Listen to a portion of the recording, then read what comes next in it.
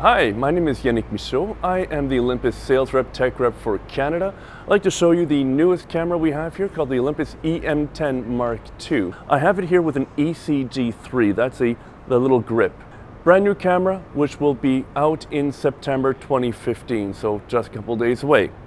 It builds up on what we created with EM10. It's still a 16 megapixel imager. It still has the 8-9 frames per second. This one does 8.5 frames per second. But what it does differently, it has, first and foremost, 5-axis image stabilization. You have a new EVF, more megapixels, it has a better view. And for people who do not enjoy EVFs, we have a setting inside the camera. It'll give you the same view as you would have in an optical viewfinder. You know, these are very tiny cameras. These are not big things. And here I have in my pocket the EM10. Differences, as you could tell, first view, very slight. What you do see is on the top to begin with. You have the on button on the left side of the camera, top left. While in last year's model, we have the manual aperture priority, shutter priority, and all those programs on the top. All that information is now on the right side of the camera.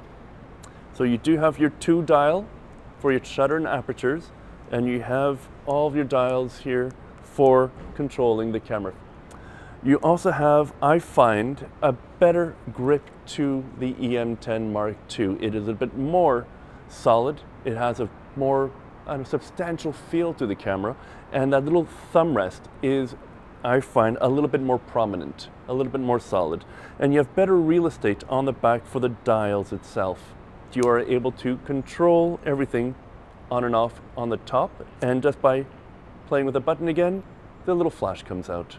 And you do have your 3 function buttons on the top of the camera.